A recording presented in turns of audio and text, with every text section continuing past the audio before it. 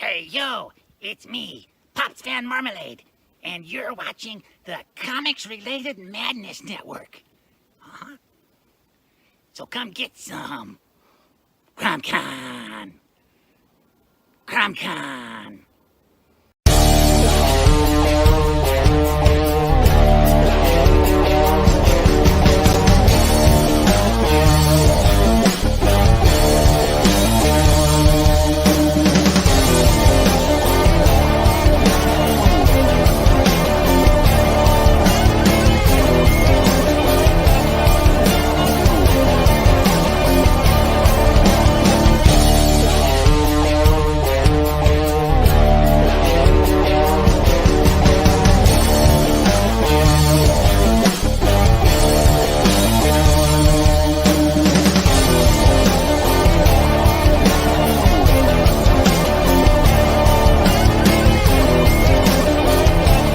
Madness Entertainment Group presents the Madness Comic Network with original programming and additional comic-related content. Hey, we want to shout out to our sponsors, Daytona Beach Comic Con. If you are a fan of comic books, if you're a fan of comic book conventions, and if you like meeting comic book creators and getting comics and comic-related stuff, then you need to make your plans to attend Daytona Beach Comic Con. This year's show is September 9th and 10th. Silverline will be there, so you should make your plans to be there too. We'll see you there. If you like comics and find yourself in the Orlando, Florida area, doesn't everyone come to Orlando at some point in time to see the House of Mouse? But when you're here, you need to make it a point to visit Coliseum of Comics, especially the one on East Colonial Drive. They carry Silverline comics, even a limited edition Coliseum of Comics version of our comics. So, when you go, be sure to ask for Silverline Comics and tell them we sent you. OCD stands for Orlando Collector Deviants. OCD, Steve and Trish, they're a family of geeks who promote geek things, particularly those around the Orlando, Florida area. They're big supporters of Silverline, and we think you should be supporters of theirs too. Go give them some love. If you are an independent comic book maker and you need to get your independent comics made, you need to look no further than Kablam Digital Printing. They print our books, and they do a bang-up job. They're not only trusted by Silverline, but many, many independent comic book makers. Head on over to kablam.com and see for yourself just how easy it is to have your comic printed by them. And tell them Silverline sent you. Hi, this is Tim TK, host of That Silverline Show on Tuesday. Join us at 11 p.m. Eastern, 8 p.m. Pacific every Tuesday night as we discuss pop culture and the joys of making comics. Hi, I'm Barb Kilber, co-host of Silverline's Wednesday Wham. Join us each Wednesday nights as we discuss comics, literature, movies, and anything else that may catch our attention. I'm Roland Mann, and I host Silverline's Silver Sunday. Join me every Sunday at 8 p.m. Eastern as we make mine Silverline.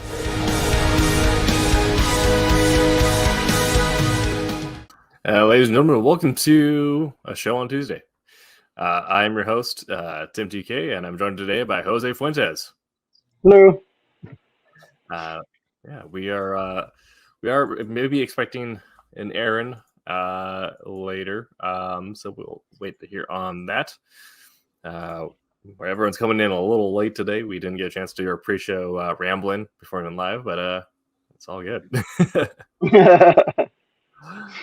So today we'll be talking about research, going into making your comics, with a focus on historical and real life research, given that we currently have one of those historical comics currently up on Kickstarter, and that is issue number one of my comic Wolf Hunter, which is a alternate history World War II spy thriller. So I'm very excited for that, and to talk a little bit more about the creative process and also how that works for other comics as well. But before we get into that, we got to do our usual icebreaker. So Jose, what have you been up to this week? I believe sleeping. No, the kids are home on spring break, so we aren't really doing a whole lot. Spending just hanging out together and working. I'm trying to get pages done for the obsoletes, and I've just been grinding away at that. And sure. I actually read old comics. Nice. Oh yeah. Trying to pick up like Nightwing or Nightcrawler has like a couple like miniseries that are out and whatnot. Like they've been out for like a minute, and I'm trying to grab them all. Nice. On my end of things, I've been playing only Destiny 2, really. Actually, we just started playing a game called Hell Let Loose. Yeah. Oh, Fruit Bat 36 here saying, "Hola, Colors for Wolf here," and that is Mr. Martin Mortonen. Hopefully, I'm pronouncing his name correctly there. That is the Colors for Wolf Hunter, and the colors there are fantastic. It's very much like if you like French comics or the look of kind of like that like new wave like color palette, it's so good. He colored Pete's cover for that. Yes, yeah, that looks great. I'm gonna start calling that our impeccably British cover because it is very British. Right. Very much so. You know, and we do in fact have our Mr. Aaron Humphreys is here as well. Yes, I did show up. I was fashionably late as usual. Perfect. Just playing a game called Hell Let Loose, which is a multiplayer military simulator set in World War II. So the vibe for World War II has been pretty hot with my friend group. Yeah. We also started collecting models for a game called Bolt Action, which is a tabletop board game set in World War II. So but you have a theme going on. We have a theme. Like it's been very history nerdy over here. But I mean it's Hell Loose has been super fun because it's one of those games where it has massive teams and there's proximity chat. So it just leads to the most random conversations popping up in the middle of like whatever. So just running through a field as you're getting shelled by artillery and just hearing someone yelling about how they tripped and fell. How they tripped and fell. Doc, help a trip. It's super fun. So I started playing Unravel. Oh yeah, how are you liking that? So at the suggestion of my best friend, he suggested play Unravel 2. It's co-op and you can play it with your kids. And sure enough, my youngest loves it. So like I play with her. Yeah. Yes. There's a game if you get a chance to play it called It Takes Two. Mm-hmm. That's really fun. That's completely designed around multiplayer. Yeah. And you could do local too. If you have a Game Pass, it's on Game Pass. Yes. So, but I'm saying after you're done with Unravel, if you like it has to do with like divorce, but even if kids can play it, I mean, you'll see it. Really well done so far. It's a long game. It's about 20 hours. I'm playing it with a friend, and we're not even done with it yet. So we're just like, man, this thing just doesn't end. No. Really fun game though. I've had a lot of people who've played it with either their partners or with their kids or just with like the roommates, and everyone loves it. That's cool. I'm going to check it out. I also just started watching Mr. Robot because I'm going through credentialing for new stuff in cybersecurity, and all of my instructors in those credentialing classes actually recommended it because I've never seen it before. Robot. And they're saying it's like the one show that gets hacking rights. And is that the one with Christian Slater and the dude that played what's his name? Yeah, Freddie Mercury. Yeah, Rami Malek. That guy. Yeah. Yes, that's the one with Rami Malek, and it is very good, and it does get hacking and like cybersecurity really right to the point where you have to question like the writers there, like. But I believe Sam Esmail, the showrunner, did have a history working with Linux and doing like CTFs and stuff. So that's interesting. Yeah, but it's super fun. I kind of binged through the first season already. It's been a really good watch. And reading wise, I haven't really read any new comics this week, but I've been reading The Case of the General's Thumb, which is a dark comedy and murder mystery by a Ukrainian author. Actually, his name is actually by Andrei Kurkov, who's right out of Ukraine, and that's been a fun read as well. The translation for the copy I got is very well done, and it's a shorter read, but it is an entertaining read. So if you like detective stories or dark comedies, it's a good time. That's cool. Yeah. And what was it called again? The Case of the General's Thumb by Andrei Kurkov. Aaron, what have you been up to this last week? Started working on the obsoletes. So I'm drawing page 2 of issue 2. So that's getting there. Started rereading The Crow Awesome. because I haven't read The Crow in years. Mm-hmm. So I actually Which one are bought you it. reading? The original one. Apparently this one has some extra stuff in it that he added. That was supposed to be in the original book, and he didn't add it, and then he went back and added it in for this book. Some scenes at the end and stuff. Nice. It's funny. I forget how much of it's like written in poem. I mean, he really does a good job. Yeah. Like this guy's going nuts. Like he's mentally unstable to begin with. Yeah. At the start of it. But well, he's still processing. Like he comes back, but he's still processing like the murder of his what happened and all of that. Yeah. Yeah. I started rewatching the DC animated universe movies. Oh yeah. I'm trying to think. I'd like to check out the Halo series. I don't have Paramount Plus. My friend does. So I'm just gonna talk her into watching it. There you go. That's the best way to do it. I'm gonna talk to my friends that are giving me the password.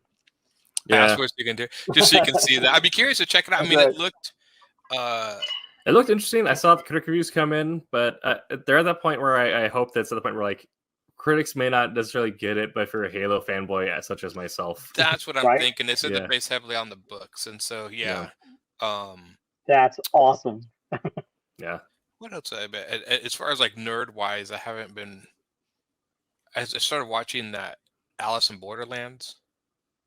We're halfway through that, which is a Korean show. Oh. Kind of like the one about the battle royale, the last one they did, the Squid Games. Oh yeah, it's based on a comic, but it's much more interesting than Squid Games. Just because you don't really kind of know what's going on. I've been watching that on and off. I actually like the OG battle royale. Yeah. I thought that movie was great. The original battle royale was it was just like this one-off really good movie. Mm-hmm. I don't know. I still been playing the second Neo. The game just takes forever. There's like so much of it. Like most games, it's like 1,001. So I think I'm towards the end. I don't know. Every time I play video games, like I'm at the end, and then it's like, no, you have 7 more chapters to go, and I'm like, oh, that's silly me. That's how I felt about Batman. That's how I felt about Dark Souls too. Yeah. It's like, this game should have. It's okay to, and I know they keep giving and giving, like, we'll just keep giving content and giving. It's like, no, sometimes it's a point where it's just like, I was done with this like a while ago. I mean, you just need to wrap it up and be good. But yeah, they just kind of go forever. I did see that the Batman movie. I saw that a while ago. I think that's the. Yeah, I think we talked about that last time. Yeah. I'm planning to go see it probably tomorrow. Well, did you? I thought you already saw it. I have not been able to see it yet. No. Oh, okay. Yeah. I've been doing press events and promoting comics. Comic books? You make comic books? I make comic books. You work? Yeah, I know, right? I know. What are you talking about? We had like a full day like meet and greet like pop up thing set up over in downtown Salem, which is actually super cool. Yeah. Did it turn out pretty well? For Wolf Hunter or in general? For Wolf Hunter, yeah, and it turned out pretty well. Right, yeah. About as well as well, I mean, it is Oregon, so indie comic pop-ups do better than I guess most places do. But yeah. It was super fun. So have you put any thought into whether or not you're going to sink the next several months of your life into Elden Ring after you finish Neo?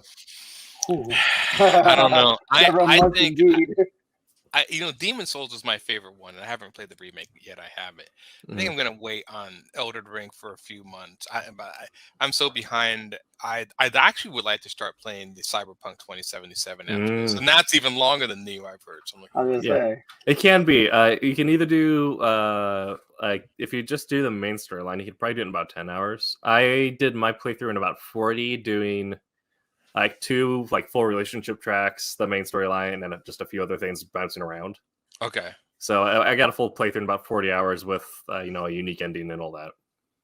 Okay, so maybe that's because games are so I don't have. I mean, people keep bringing out all, and the thing is, I think what some of it used to be, they used to balk that I'm not paying $50 for a 10-hour game. Mm-hmm. But those 10 or 12-hour games allowed everyone to play it and move on to the next new game. And I think what these retailers are not figuring out is, they still sell a lot of games, but it's like, yeah, but I'm so backlogged because every one game I choose takes so long that 6 other games come out during the interim. Yeah, and that's why to catch up. Yeah, and that's why you have Steam sales as proficient as they are, because it's a lot easier to pick up a game that you might not touch for $5 than it is for. Yeah. Right. Yeah. Oh no, I'm still not done with Assassin's Creed Odyssey, and I feel like I play really slow. Like I like exploring everything. Like if there's an ability to open every single inch of the map, I'm gonna do it regardless of storyline. There you go. And they just showed gameplay for the Gotham Knights game. Yeah. And I was like, really? Mm-hmm. The Elden Ring. My friends want to, thinking about playing it, and maybe I'll play it with them. So I don't know. We'll see. That's fair. I'm still on Destiny because my friends play it, but that's a game that I've been playing for 2012. You said you played that tournament-wise and whatnot, right? So I haven't. I wasn't like super competitive in Trials. Halo, I was actually competitive to the point where I was in the HCL NA amateur opens. So anyone could essentially register a team for Halo League. So playing clan battle, stuff like that. And then now also in League with Infinite, which Infinite's leagues are kind of dying out with the player base because they haven't updated the content as quick as they perhaps should have. So we'll see what season 2 looks like for Halo. But with Destiny, it's more so I've just been on the high level proficient, but not like a world's first raider or a Trials competitive player, but decent enough where I can make content discussing the meta and all that, and people actually get value out of it. Be able to theory crafting builds and putting together weird things that people may not thought of, because I've just been immersed in those game mechanics for over 10 years now. Yeah. But yeah, that is if I talk about a game that just keeps on giving content, doesn't stop, even though we perhaps should have. Halo's. Destiny's almost like a little different, but if you're going into those play as a service games, you're kind of signing up. You're committing your last forever. Yeah. I'm at nearly 700 hours of Destiny 2 on Steam. Not counting the time on Xbox. Not counting the time on Destiny 1. Wow. So you don't mess around, dude. No. Do you sleep at all? Yes. It's just you spend like an hour or two a week getting your grind, and then like 5 hours on Fridays doing your raids. Like it adds up after a couple of years. Yeah, I guess so. Especially when you're streaming. I allot myself like 2 hours, 2 to maybe 3. If I'm lucky, 4 hours of gameplay on because my current play no matter what is Arc, right? And I usually that's about as much as I get. Like if I do that a night, I get at least enough to get on there for a minute.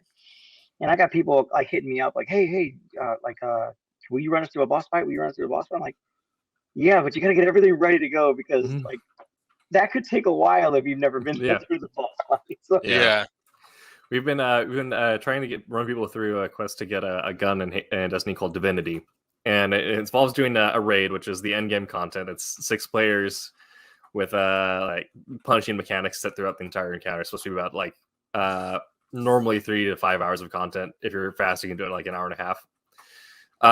But you have to do all the prerequisites to make sure that you have the quest ready to go to that stage at the end. And so we'd get in there, and someone's like, "Wait, I haven't done this yet." And all right, well, we'll do the dry run tonight, and then we'll actually. Yeah. Oh man, yeah.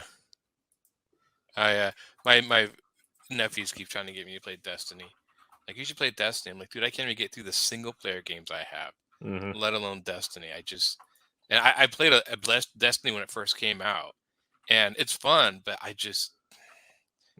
wish I had the time. To me, there's a lot to it. Like I played World of Warcraft when it came out. I played Vanilla and whatever the second one was, Burning Crusade. Yeah, Burning Crusades, and then was it Wrath of the Lich King? Yep. There's another one somewhere in the middle. Yeah, it was. But there's WoW three. was my first love in the continuous games, but yeah, it was World of Warcraft, Burning Crusade, Wrath of the Lich King, and then it was Cataclysm. Yeah, I played into a Cataclysm, and then I had to put it aside because it was like, well, to be honest with you, all my friends stopped playing, so it's less fun to me if my friends aren't playing. Yeah. Yes. But I'm at the point where I've collected like the lore books that go into like the religious background of World of Warcraft and like the Right. god system there. I can't even be mad at that. That's cool. Yeah. All right. Well, we'll get into tonight's subject unless anyone can remember anything else that popped up over the week that's interesting. No, there's just nothing going on. All right. Well, something that is interesting that happened over last week is happened on Wednesday, but we launched Wolf Hunter and Sirens on Kickstarter. We are already funded. Actually, let me see exactly where we are on that. That was sneaky too.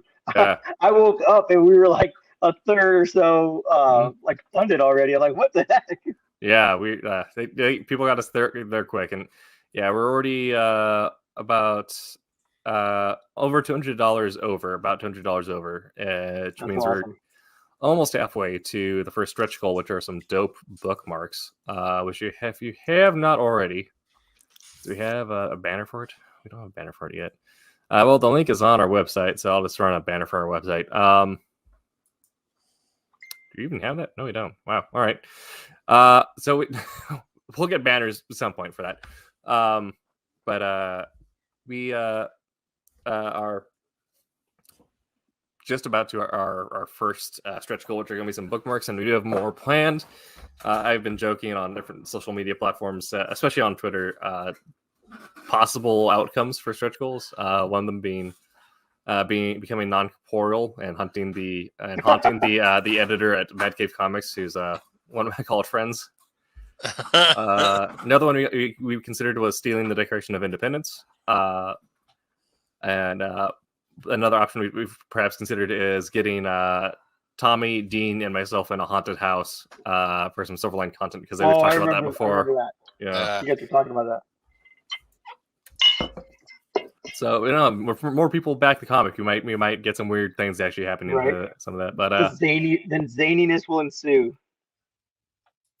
But yeah, we're going to be talking about some of the research that happened on the front end of making Wolf Hunter, and we'll also talk about some other comics that it may relate to, especially when it comes to working historically, because obviously Wolf Hunter, while it is a fictional story, is set on a real world event that happened on a specific day, a specific setting, with specific weather and all that. So there's a lot of things that had to make sure were correct for allowing people to buy into the spy story that was going in while all this is going on.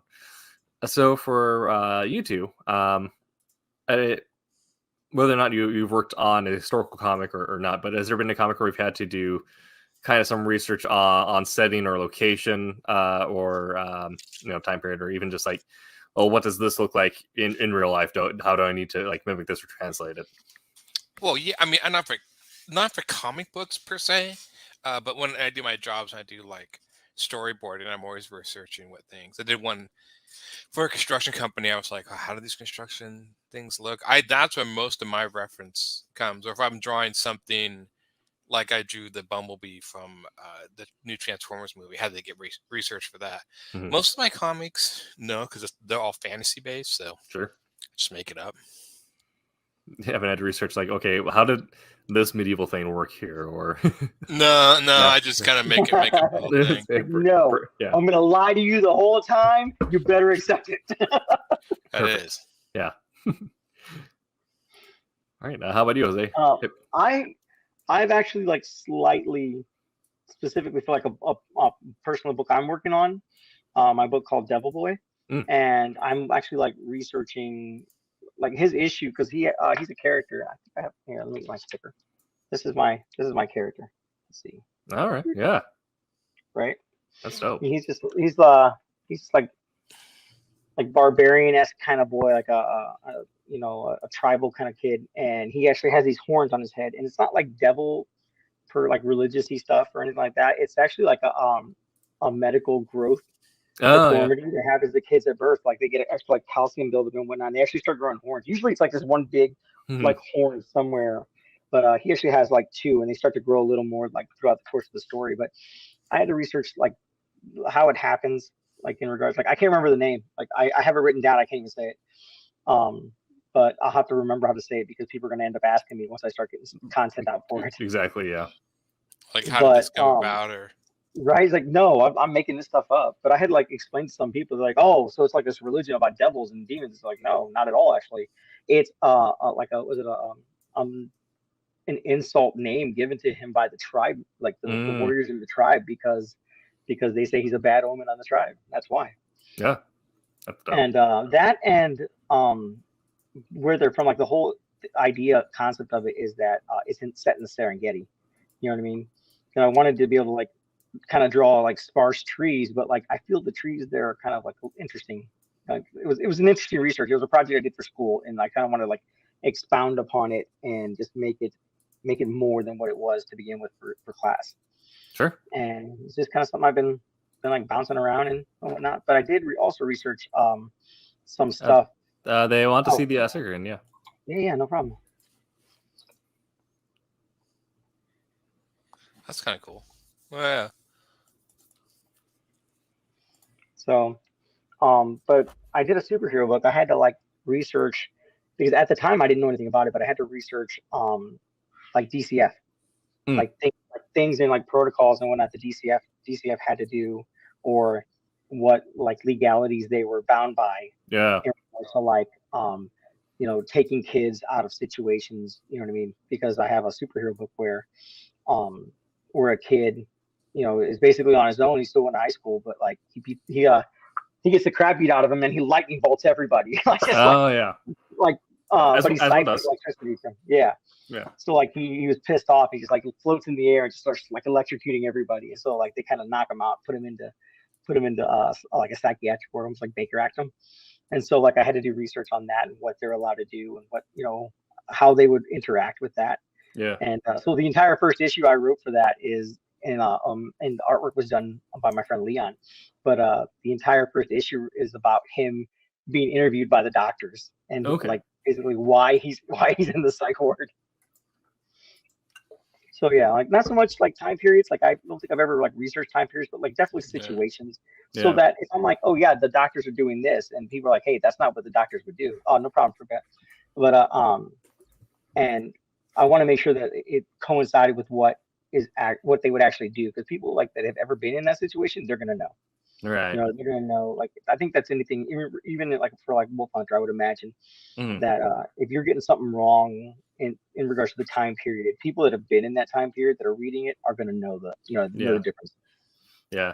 Not too many people now after about being exactly in that time period or right. But yeah, but definitely people who were like, you know, close enough or had family that like those stories are still like prevalent in mind. But I imagine also with like, you know, being in like a psych ward, you know, for like kids reading that who may have like at some point been institutionalized, to have like a hero or something that has encountered similar to theirs, so like, oh, I can relate to that a lot more. That's right. Like, they can see themselves in that hero now.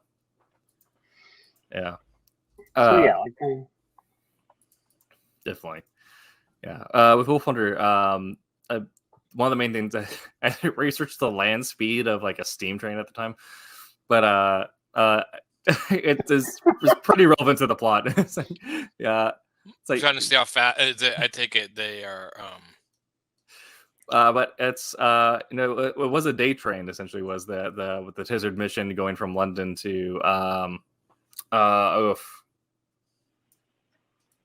Liverpool, and then they took the convoy up into Canada, Nova Scotia, and went down another train to New York, essentially to deliver the magnetron and actually get it into, like, put into industrial production so they could mass produce radar, and then send it all the way back over, put it in all the Hawker Hurricanes so they can, you know, locate and dive bomb submarines before they could, or U-boats before they could take out colonies.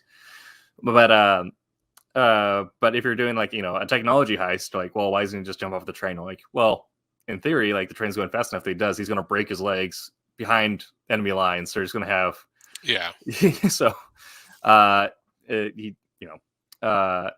try to find a way to make that understood, and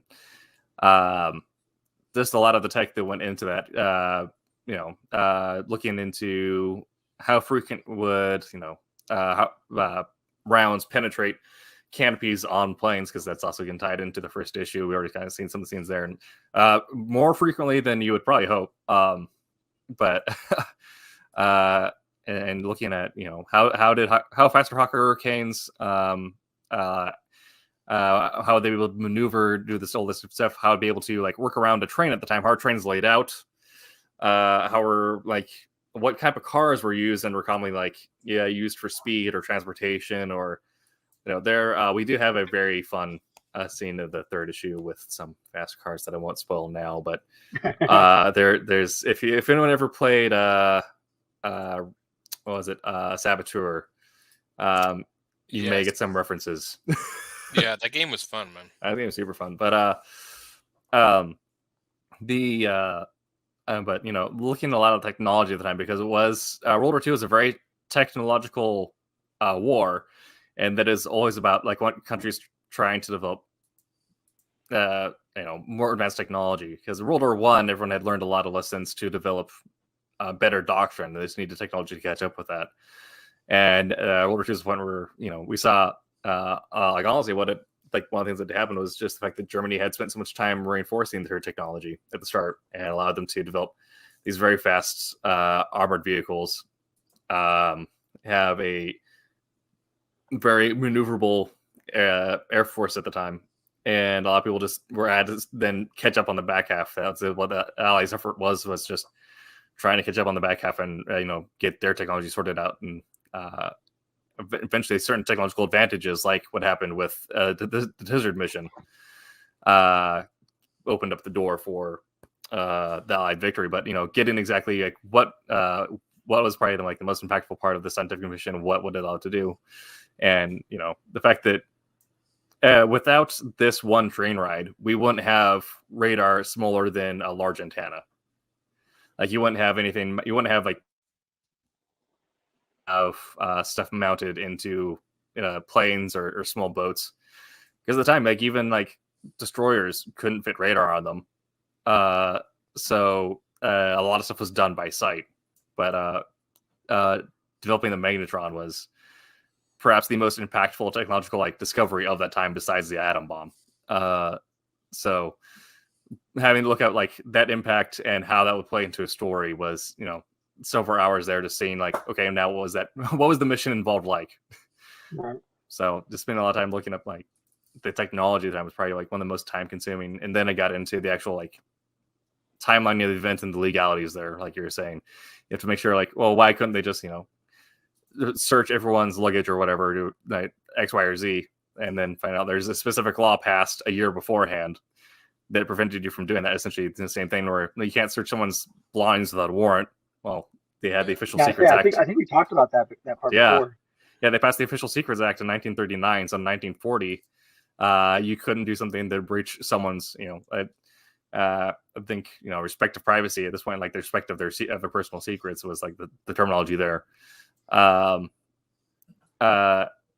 Which is, super weird trying to figure out how I'd worm that into something. But when you worm that in to say it. Yeah, but when you're doing a story that it was quite literally a spy versus spy trying to find stolen goods, you find your space. Someone when you have people of Lord Walks of Life involved in that in some way. The other big thing was just again the actual time frame. What day did the train leave? When were they expected to take the convoy? At what point did the second Battle of Dover happen that would cause the character to get injured, and then how long would his convalescence take? What would he look like at that point? So timeline is also big for that. So yeah, I haven't. I'm trying to think. I don't really, like I said, I research. Sometimes I refer to comics or whatnot to get ideas or whatever, but not anything historical. It'd be fun to do that though. Yeah. I mean, I usually tend to stay away from writing my stories on planet Earth That way, I don't have to deal with a lot of any political or social issues, really. Sure. Like that way, if somebody brings it, it's like, well, it's not on Earth, they're not human, so Yeah. And it just allows me more room to just write my own ideas without, I don't know, or something. I don't know. I mean, there's only so much. I mean, Star Trek was great at that. They would make, like I think they had the one where the one race was like half black, half white or something, and Yeah. like the actual color black and white. And so they'd use an analogy for social issues and stuff. I'm like, well, that's great. That way they can do it and they're free to talk about it and stuff. So yeah. Definitely. So. I did a little bit like that, I guess. Well, a little bit of research in time period and people, like not like you as you were talking, to made me think, because I have a gothic western that I created, and I did the first issue and I didn't put any of them in it, but the time period I have said like pseudo weird western that I created. It was going to have like people like I wanted like maybe the cameo like Billy the Kid and whatnot, or somebody. Mm-hmm. And I think the one at the time I looked up was Wyatt Earp, because I was watching Tombstone. You know what I mean? Oh, yeah. I love the idea of like anything involving like Wyatt Earp and Doc Holliday. You know what I mean? Just it's gold. So for me anyway. So I did a little bit of research, cool, man. I don't know what you're thinking. Stuff's not cool. Cool, man. Yeah. I did an old western. It was kind of and I might actually put this on my store. It was actually done in a kid's book format. Okay. But it was like an old supernatural old western that was told like more of an action tale, but I did it in just solid pictures with words, like like you would do a storybook. And it's just the experiment because you mix. I always thought like storybooks are cool, but I'm like, why does this format of just straight pictures and words have to just be kids? Can't we do? And so I was like, what if I did an adult sort of book? And sure. And and it worked. I mean, I remember I showed it to Jim Valentino of Image, and he looked at it and he's like, I wouldn't know how to sell this. He's like, but if I saw it, I'd buy it. And I'm like, that's cool. So yeah, but I did research for the Old West a little bit in there of stuff like that, referencing Old West stuff. So I when you said that, it's like, I guess I did do that. Yeah. So. And we can also use it like, we can always intentionally really like other things we have to research for, and we'll probably get more into like specifics in the back half of the show. Right now, we're just kind of doing the overview. But one of the things that like probably the most research intensive one was I did a children's retelling of one of the stories of Ragnarok, which was Tyr's duel with Fenrir, where Tyr lost his arm. And so did he ever find it again? No. So Fenrir took it, right? Fenrir took it. Yeah, I think he swallowed it, didn't he? Chewed it right off. Yeah, he swallowed it. Yeah. Tyr put his arm in Fenrir in order to distract him long enough for them to put the invisible chains over him, the dwarven chains. Yeah. But that was having to look over like the exact details of the myth. What was it trying to like say at the time? What was like the important piece of context? Because then you have to. Because if you're like turning that into like a children's story, because one, it's not written in English natively, and then you have to translate that into, simplified English in a way that kids can digest. You have to like get like very in tune with the source material, trying to like get every little beat down and like, okay, what was the important thing of this at the time? What was Norse culture like at the time? Like, why would the story become so popular, and what were they trying to say with it? So. Not just reading the whole story of Ragnarok itself, like nobody wins. Yeah, it's pretty much the death of all the gods. Mm-hmm. It's not a happy tale. No, right? But having to look up like, okay, why is this so popular? Like, what about Norse culture at the time was so prevalent? So you're not just reading the source material, but also like the surrounding context of it, and like, why on earth would you raise your kids on the story of like, and this is how the gods will die. Now go to bed. Not go to bed. That's right. That's why every time they like would bring out the Marvel Thor movie, and it's like the Thor Ragnarok movie, I'm like, that's not Ragnarok. that right? Yeah. Technically, it kind of is because that is the prescribed end of it was Surtur destroying Asgard. Surtur, yeah. Yeah. That part follows. That part was, but Marvel follows the, you know what I mean, the actual folklore. I mean, yeah, we don't have Fenrir eating Odin or the Loki killing Balder. There's a snake in there too, I think, somewhere. Yeah. Jormungandr rises up and swallows Thor, I believe. Yes. Yeah. Jormungandr is also one of my favorite things in Norse mythology because it's like, there's a giant snake in the ocean. We just hope it doesn't eat us when we, use the sea for all of our summertime commerce or raiding. Yeah. Didn't they do the that snake in the God of War game, the new one with the? Because I want to say there was. I want to say it wasn't. I think there was. I mean, there's supposed to be the snake that makes the world that bites its own tail, but I don't think it's the same snake, is it? That's Ouroboros. Yeah. So Jormungandr forms the Ouroboros. It's the world serpent that swallows its own end. Yeah. And so as long as it's swallowing its end, it's completing the cycle to hold the world. But when it stops and will actually rise to attack, that's when the world will upheave. Okay. When the cycle is broken. I think it's interesting because the concept of Ouroboros that actually translates in different cultures as well. Yeah. I didn't know that till I actually read what happens in Ragnarok. That's I was like, whoa, I know that's for a fact. That's in Mexican culture too. Yeah. Oh yeah, a lot of those cultures, a lot of those myths overlap. I mean, Gilgamesh, one of the Mesopotamia opened the gates that flooded the world. Yeah. Odin, I know one of the stories nails himself to a tree because he was supposed to die and go to the underworld, and then 3 days later he rose from the underworld. Yeah. The story of Christ. So I mean, these stories are almost biblical and taken from other things and stuff. And so it's very makes you wonder about the shared historical roots and a lot of not be out there. Well, Hashtag sake.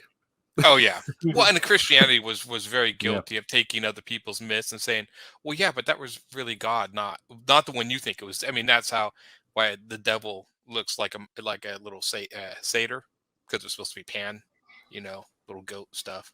The wings were added, I think, by a guy in medieval because he was cute in heaven and yes, he's cute. But I mean, they were just basically saying, this is really this. You just think it's that. I'm like, oh, okay. I was just to provide your artist or do you say, hey, go find these things. So depends on the artist I'm working with. With AJ Cassetta, I didn't need to provide. I do have a shared Pinterest page, but for AJ, because he had a history as essentially a military illustrator working on technical diagrams. I would mention this motor type or this vehicle, and he'd already know the basis of what he's looking for, and then you just find the actual tech document and get that himself. That's interesting. Yeah, that's cool. So so there is that page where we see the downed hurricane with the wheeler being pulled out. He actually got the reference for the I forgot the name of the company that made the engine there. Rolls Royce. World War II. Yeah, so he got the Rolls Royce engine and blocked it out. Which is super cool. Working with Quentin on the Christmas special, we had to do some references of passing names back and forth, or when I mentioned something, I would then usually include a link in the document, or if he came with questions, I'd be able to provide my own images or my own research there. So for that, I'll depending if the artist is not as familiar with the St. Martin on the Hill being turned into St. Augustine. That was one where I had to provide him with, images and the reference there. Same with the old school BBC van. I had to provide him with the reference for what those vans would look like, what kind of radio equipment would be on there, and why this one would stand out as being slightly different. Because this one has essentially stolen. It was a shadow van, which was something they're not supposed to do. It's a no-no in Geneva Convention, but the Germans, because they had provided engines for some people for so long, had a lot of work with frames. So sometimes they'd be able to ghost a car together and make it look like this is where. So creating a fake BBC van, and putting German radio equipment on it would not be outside their own possibility. So being able to work with them on and this is what it looked like, and this is the specific radio tower. That was part of that there is actually, but with AJ Cassetta, he was already on it, so he like I just had to like name something and he knew exactly what I was talking about. That's kind of cool. That guy is crazy too. By the way, he was cool. I had him in my third year. Nice. In the Hebrew school. That's awesome. But with you guys, if you're working with an artist who does like provide like references, like either research material or otherwise, how much reference do you like, or do you like a whole lot, or do you like none at all? Usually, because since it's your book, the more you can provide, the better. Unless if, like I said, the stuff I'm doing now is sci-fi based, so it's like make it up. Yeah.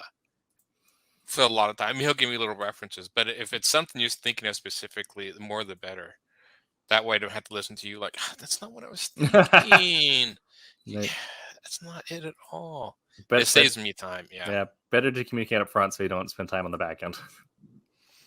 Sometimes you just get what you get, man. That's it. No more whining. But that's Jet. They didn't have Jets in World War II. Well, they did, but but that's what you get. Yeah. And I think especially in comics, was so time intensive to draw that stuff. Yeah. Yeah, for the guy who did the Western, like I pretty much gave him free reign, keep it close to the to the time period I'm trying to set it in, unless I came across a few things where I'm like, hey, there's a Native American in this particular story that I'm doing, and I want him to kind of look like this. You know what I mean? I'm not married to the look like shirt for shirt, but like same general concept. Like that, I like to give ranges. Yeah. That's very nice, especially also when we're doing like, certain ethnic groups have looks to them that like are either come from a place of like cultural pride or just like genetics that you're like you want to make sure that you do that right and you're not like creating like a weird mashup. So in Wolf Hunter, we do see one of them earlier on, but we see more for later on. But we do a character who is Romani. So there are certain things that like Romani in England at the time were not the most welcome group, so they did things to still show who they were while hiding it essentially. And then also we have a character who is Afro-Dutch, and there was a big immigration of Afro-Dutch people who went from the West Indies back to the Netherlands and then over to England. That happened right before World War II. And so there was like, they wore like, certain kinds of hair, or there were certain mustaches, and they usually had like, they're very hard workers. So like they would like take like pride in these, like their wardrobe at work. So like getting those details right, and like exactly like how those groups acted or historical reference. I don't want to necessarily blanket on, but like as far as we know, this is what happened. Right. So definitely like providing like specific details on like this is what it should look like. This is how they should present. Well, we are just about at the top of the hour, so we do have an ad to run for the Kickstarter, and then we'll get into the back half of the show. We'll probably get into more specifics on how exactly you marry your research into your creative process, or even like what sort of tools you might use specifically. So we'll get to that in a second here. But here is our advertisement.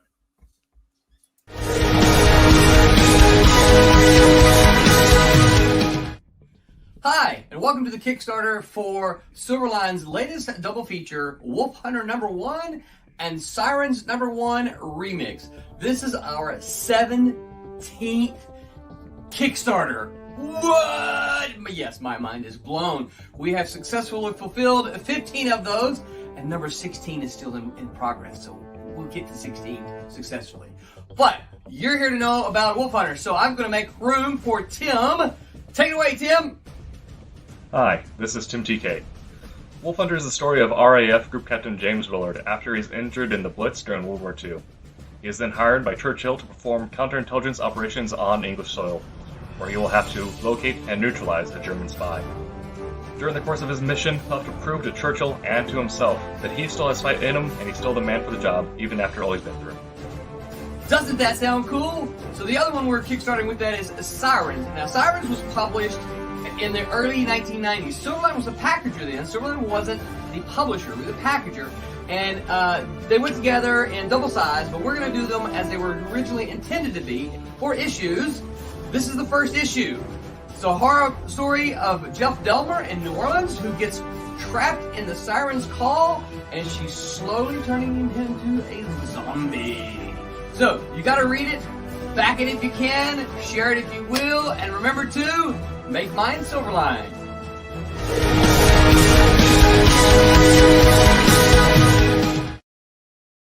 And that backing track there specifically picked for Wolf Hunter in the Kickstarter. Thank you, Hayden Folker, for that. But yeah, that was our ad for our Kickstarter running right now. Please go ahead and back it if you haven't already. Get your copies pre-ordered and help us reach our stretch goals. Who knows? At some point, you may get to a boxing match between myself and Curtis. Actually, I wonder where my money's going. That's right. I know. Which reward tier is that one? Yeah, I know. Let's see how far you go. All right, but yeah, we're talking about researching a material for your comics or your creative stuff, and we kind of did like a general overview of what experience you might have had in the past, and certain things you might need to think about. And we talk about like most recently the specifics of like ethnic groups at the time or legalities, technology of the time, as well as just like the timelines of certain events and the way they happened. So now we're going to talk into how you marry that into your creative process, or you're actually putting it to the page or in ink, because obviously if you're writing, you can't just exposition dump an entire reference document, because that'd make for very bad writing and also plagiarism. Is plagiarism bad? In most cases, Yeah, that's what I've heard. yeah. Or if you're drawing something or inking or even coloring something, you can't just straight up do like a 1-for-1 copy of something. Otherwise, it just there's no personality to it. You guys already mentioned some history with either creating stuff for the Wild West, but for both of you. But for different things like that, how what if you're crash? All right, sounds good. Have a good night. I'm actually not in the Dropbox, oddly enough. Yeah, have a good night. So for either of you, when you're actually going through and taking either some research or some reference into your work, what are perhaps some considerations you have going into that? What do you Ask that question again. Yeah.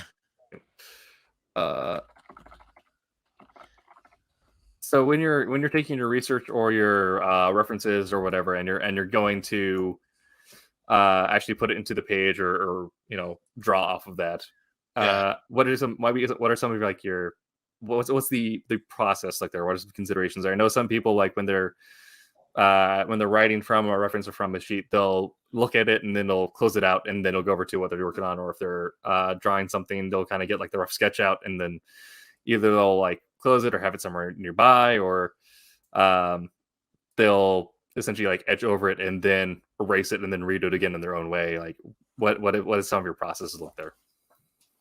I made a murder board. All right. Did you say a murder board? Yeah. Yeah, that's what I've always was told it was called. Yeah. I think Tim knows what that is. Like I have one of those set up over there. Yeah. Yeah. Yeah. So for my superhero book that I did, I wanted, I took like old psychiatric ward rooms. You know what I mean? Like referencing the photos and whatnot, because I wanted it to look kind of dingy. But old ward rooms, and then like high school football field, I think it's one of them as well. But like different ones, I would look those up, and then what type of clothing I wanted them to have, because I know the clothing I wore in high school, and that was like forever ago. Mm-hmm. And I wanted it. And at the time, I think I was 20 something when I made this book, and I wanted it to be close to what was modern flair for clothing and whatnot, because I was pretty sure when I wrote it, girls still didn't have their hair sprayed up like this. We used to slingshot. You know what I mean? That was a thing when I was in high school. Not so much when I wrote the book. So I used that. Obviously referenced police cars because police came after them. And then I actually referenced science, like laboratory things. You know what I mean? I wanted his dad's laboratory where in my book, my hero was made a hero, or made with powers and whatnot. he was given them by his father, who used him as an experiment. And Okay. so So he was a model's father then. Yes. oh yeah. In fact, like the whole point was like he actually had the people that funded him were not good people, and so like it was almost like mob tactics. Like you will produce something and give it to me now, or your wife is going to die, kind of situation. And so he didn't have any like lab rats, so he had to use his son. Wow. Damn. So, but like I referenced like different like things that I felt would be fitting in this particular like laboratory that he has. You know what I mean? But yeah, I actually like would like back in the, like I said, I was 20. I don't even know how long ago, forever ago. We weren't in the 2000s. So, well, no, we might have been. It might have been early. But I would print out pictures, cut them out, and like tape them to this murder board that I kept around. Definitely, yeah. I keep one of those around as well. I write out stuff around that wall, but for looking at I'll marry that with like the like time frame of events where like, all right, I'm like, okay, at this date, this is when they did this. This date is when they did this. This date, it looks like a murder board. And then like for my visual references, I'll keep a Pinterest tied to it. And for like if I'm just writing something, I'll try not to be looking at that as I'm writing. So like I'll walk over to my board, like I'm take a couple sips of coffee, and then walk back over to where I'm writing. But that definitely make use of a murder board as well. Yeah, I never even realized that like another tool is creating a timeline and like putting your stuff in a timeline, like postcarding, like, or post-it noting and whatnot. Like my teacher at the time, Erica Schultz, is the one that she's a writer, so she like talked to us about it and like explained that to us. Like, well, that's a really good idea. Never even thought about. Yeah. Like when I wrote my superhero book, its name is Friction, by the way. When I wrote that, like I just kind of typed it straight through and then went back and just kind of fixed stuff, which obviously is like doubling back, and you know what I mean. It's almost like back stitching throughout the game. So I learned it was easier to create a timeline and then fill it in like on paper on my iPad. I've done it on my iPad, and then go through and write it, and then go through your drafts. You know what I mean? Yeah. But I was like, man, that was invaluable when she told me that. My brain exploded. Yeah, my teacher knows things. What? Exactly. Well, hopefully, that's the whole point. But yeah, the timeline method is definitely like I've definitely become more and more of a pre-writer the more I actually write, because I find that when I get an idea for something, I'll do like the base level research there. But being able to actually like, just when you're putting together the timeline or doing like the very like first like rough like of what like your beats are looking for, to know what you need to research at that point before you actually put like commit to like this goes into this panel or whatever, and then have to double check to make sure like, well, would this actually work? Was this actually a thing? At that point, like being able to actually like put together your research notes at that point earlier on definitely helps a lot, and will cut down on kind of the frustration that will happen when you write something and like, wait, that sounds a little off, and you go back and you look at it and like, wait, this wasn't actually a thing at this point, or this actually wasn't real, and you have to cut through that and rewrite from that point on. Yeah, I usually just I thumbnail, so I'm such a visual person that I just kind of thumbnail it and kind of not make it up. I have a general idea. Now, my last comic was different because I'd already written Godlians before. I'd already done it. I was doing it a second time. So a lot of it was just referencing the original work and then seeing why I needed to change and making amends. But when I do my new stuff, it's mostly just visual thumbnails. I add dialogue. I'm trying to figure out the flow of the narrative through the pictures more, because I'm an artist, so I'm trying to do that more than write it on paper. Like, so I write the general ideas down, and then I just go in and sort of just make it up, and I change things to the very end all the time. I'm sure you guys do too. Yeah, I think that happens to everybody. Like, you know what I mean? You read it, step away, come back to it. It's like, oh, dude, like Jesus. Then you watch something or you see something that like changes your mind. You're like, oh man, I should do that. Yeah, exactly. Yeah. You see, you're like, oh, that's actually just exactly what I need to do with this beat here. Right. Yeah. Definitely.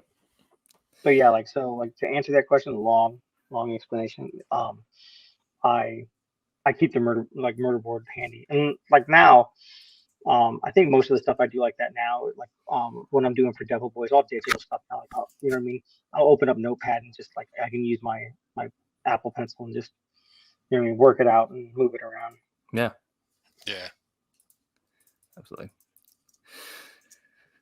So in your own kind of creative processes, either when you're having to look something up or look something or like find those references, at what point in the timeline do you try to get like that like originally put together, or do you just like you have an idea and then you kind of like double back and find the exact like thing you need to reference or the thing you're looking for? Or do you have that like you want to get the idea early on, but before you even get to creating that panel or writing that line, do you like find the reference and then like throw it up into like a file somewhere to get back to when you actually get there? I try to look them up in advance. Like if I'm, because when I like I said, when I write my books and whatnot, I always like Aaron said, I thumbnail it first. You know, like, oh, I have an idea for this scene, and then I'll create the scene, I'll thumbnail the scene real quick, and now like what would happen, like what is going to lead up to this scene? This particular character over here is doing this with this, and then I have to like side note what the other person is doing that, you know, converges onto that scene, and then I'm like, okay, so I'm gonna need to look up this. So for my Western that I did, I had to look up I think it was Adobe houses, or not Adobe houses, but like thatch houses, and then Spanish missions. Oh yeah, Spanish missions. Yeah. Because I wanted that, you know what I mean? The idea that then I had to do Spanish missions daytime, Spanish missions at night. You know what I mean? So I had different references if I wanted to change the timeline, or not timeline, but like the time of when things were happening. Yeah. You know what I mean? But I wanted to have it ready. But for the most part, I tend to know before I fully write it out when I'm thumbnailing what I need to look up. You know what I mean? So if I'm not penciling it, then I need to make sure I have that for the person that is going to pencil it. Right. Right. But that's just me. Sure. And Aaron, for writing like mostly science fiction or doing art for mostly science fiction, fantasy type of stuff, when you're looking at like certain objects, do you use a lot of reference images? And if we do you like you pull them in like up in the moment, or you kind of give an idea beforehand of what you might need to reference for panel, or is it just kind of like when you I go beforehand. I collect. I print out sheets, cheat sheets, I guess, of just all the images I found, and then I put them together. So yeah, I do kind of have them on hand, so I'm drawing from it. So it's definitely beforehand, I guess you could say. Yeah. In the terms of writers, it's kind of sounds like you're more so all planners than pantsers. Yeah. Which I have seen a few artists who are pantsers, and that's always like it feels mad impressive, but also it might just be some intense ADHD where like their ability is to like randomly pull midair and like, oh, I know exactly what I need at this exact moment and whip it out. But but it definitely, I feel like unless you are, you know, like hardcore built for that, it feels very inefficient to me having to go back and like find something at that exact moment, like, oh, what exactly was I looking for? I will reference my own comics. So every time I draw comics, I will have my old comics out to reference my characters because I don't remember everything I put into them. There you go. That's true. I don't remember how they're drawn all the time. It's like, no. I had to go back on a couple pages because you left out like just a couple little detail pieces on armor that I had to go back. Yeah, I do that stuff all the time. I make a detail and I go back and I'm like, whoops. So yeah, if you find them, fix them because God knows I did. My own book. I did. Yeah, but I was like, wait a minute.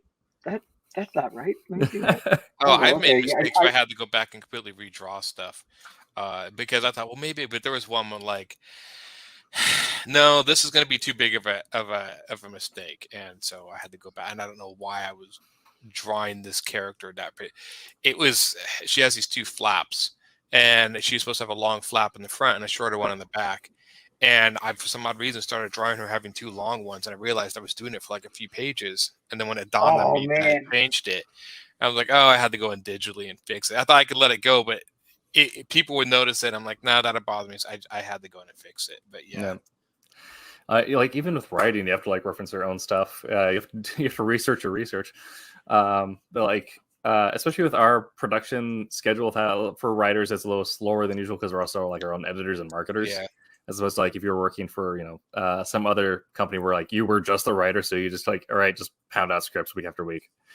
But I wrote issue 1 for a new book, sent that off to the editor, went back, did edits to Wolf Hunter 3, did edits for dialogue to Wolf Hunter 1, and now I'm going back and writing the second issue for that new book, while also marketing Wolf Hunter and doing like after writing a press release for all the press releases for Wolf Hunter.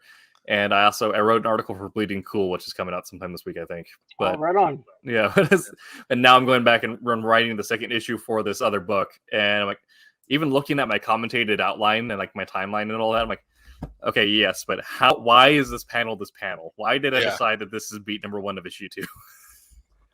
I've even had to. I don't know if Wes is listening.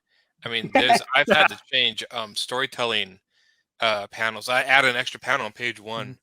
Of the second issue because it just the way he wanted. I'm like, no, it'll work better this way, and I combined another one. Yeah, because he draws so many panels. I'm like, no, you could take this panel, combine it in the one shot, and that would give me more room to draw. Yeah, I think a lot of writers they like, well, I need to cram as much onto a page as possible, and then when they get the page, like, why everything's so small? And I'm like, well, the more you add panels, the smaller the retail space gets real fast. Yeah.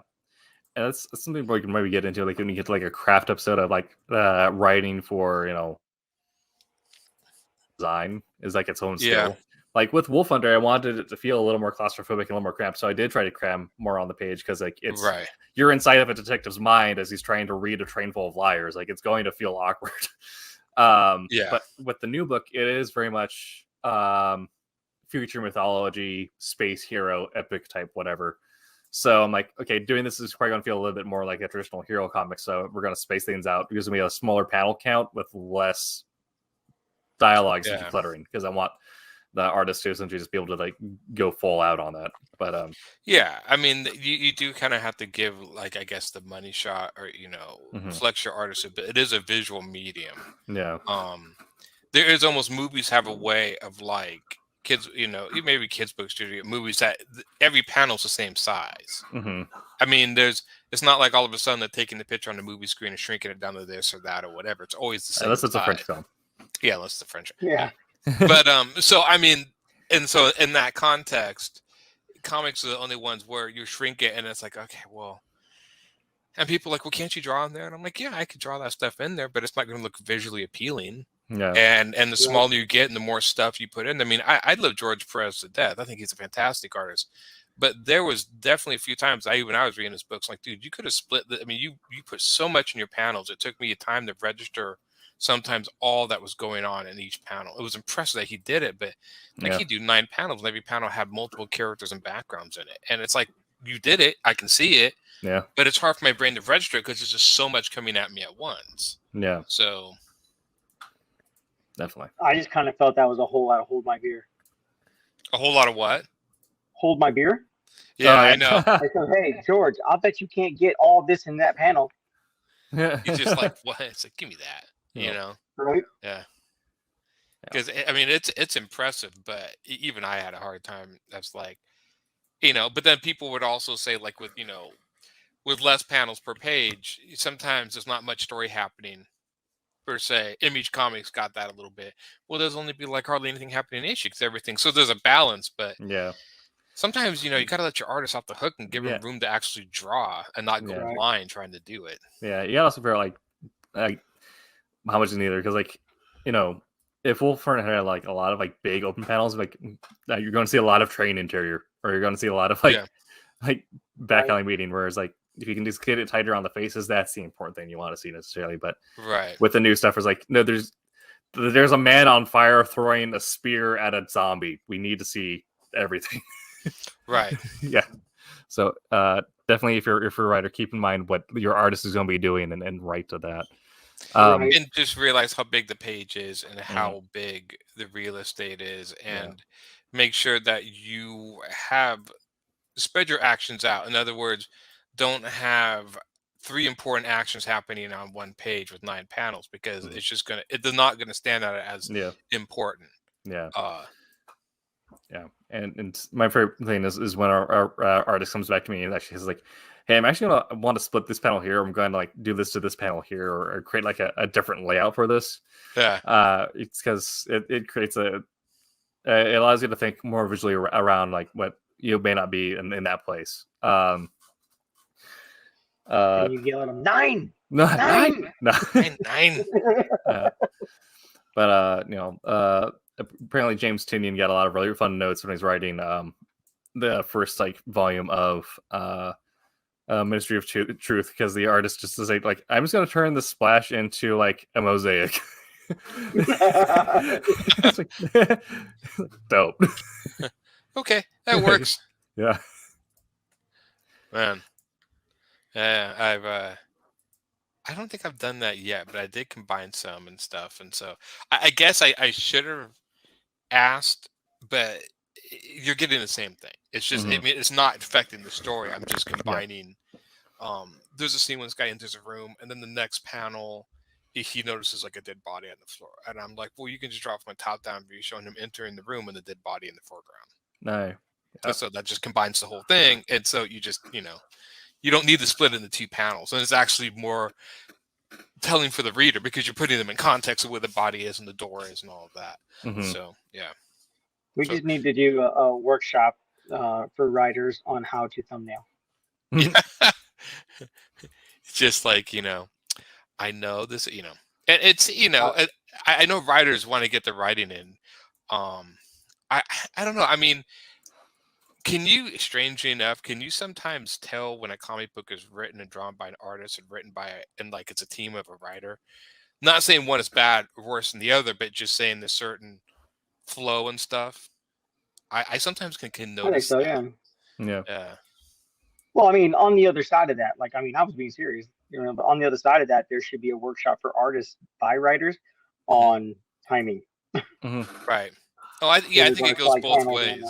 Yeah. But I do think there is. I noticed like, okay, this person is a writer, and and an artist who's doing all of it, and it's not bad. Because it just seems to be like a different, almost like flow to the storytelling than there is when a writer's also doing it. So, right.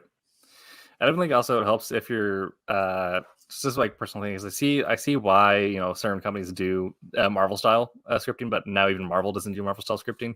Yeah, right. Everything's going more towards full script because it allows you to be a little more precise. Because the amount of times that you've heard the stories of like they'll create the description or whatever, and then the artist like reads that, interprets it differently, so you end up getting a completely different like flow of heads in the actual page. You're like, well, I'm gonna chop up all this dialogue now.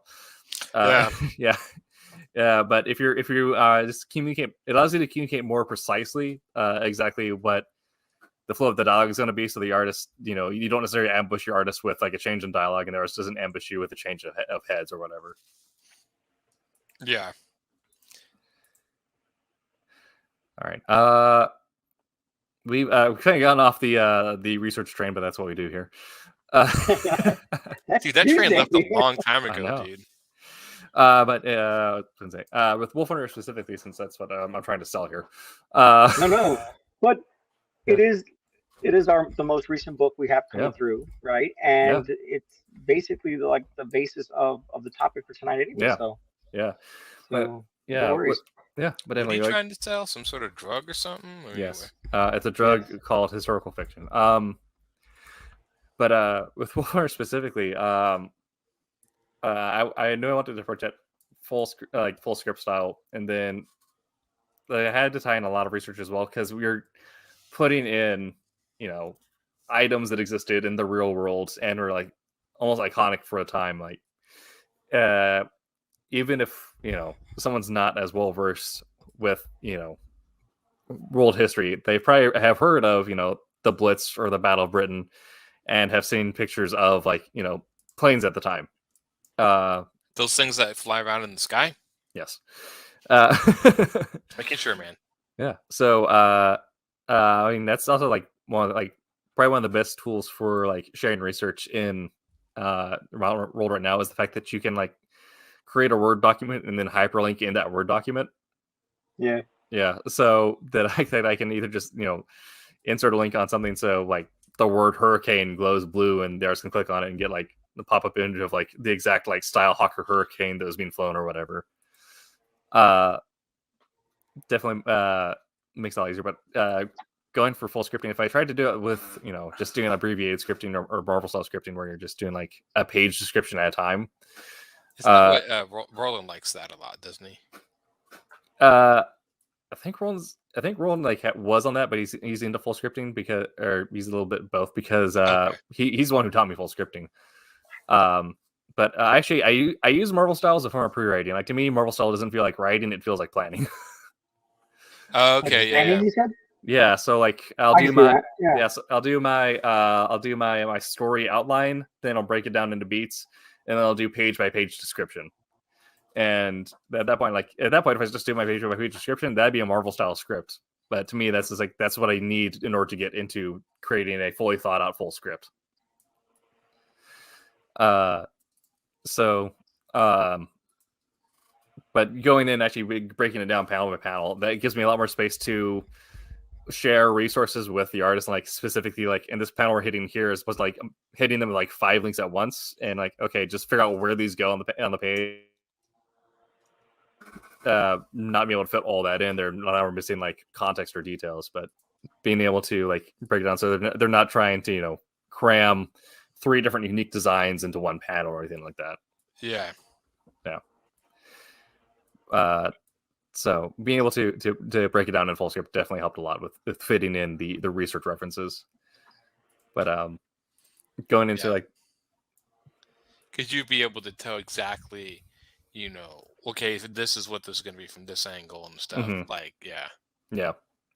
And when you're dealing with like big machines at the time, like one of the key points is the using a steam locomotive that was we have to have so many carts of a certain design because day trains on this line are different from like night trains on another line or whatever, and we need to have certain carts in certain places for things to happen in the story, and they have to have this layout because doing like the diner interview scene that's like in every noir movie, right? But we do that on a train. Like, okay, this is what this cart looked like. This is how we're going to have them set up. This is the window that like the character like flashbacks through. But being able to like share those reference materials and like in that and as opposed to like it's like we're going to use this model steam train. Figure it out. Sure. I would hate to have to see your Google search history. I use a lot of private browsing. But no. But it's getting like be able to like share those specifics as opposed to just because the story relies on certain elements of it, and exposed to just like I feel like it'd be unfair for me as a writer to expect the artist to just figure it out or like see exactly what we need at that moment without me like sharing, like doing the kind of like part of the research, because our artist is already spending like so many more hours on this than I am just actually like putting lines on a page. Yeah. So me doing the research on that, I feel like helps share the burden. I think that's very nice of you. How generous of you. Yes. Right. I do like it when clients tell me what they want. What do you want? Oh, that's so much better than just do something and then we'll go from there. Yeah. Okay, here's Charlie Brown. Yeah. How's that working for you? I've done that with clients before. Giving them, I'll throw in stuff they might like, but then I'll give them sometimes stuff I know they won't like, because then all of a sudden they're like, I don't like this, I like this. Like, oh, now you know what you like. Right. Huh. The one type of artist that I've found that it's okay to do that with is with your tattoo artist, because they're always creating designs, but not everyone wants their design. So, but if you go like, what have you been wanting to put on someone's body? Man, I should never be a my tattoo. butt on someone's butt. Yeah, I know. I'm like, I should never be a tattoo artist. Yes, that would be bad.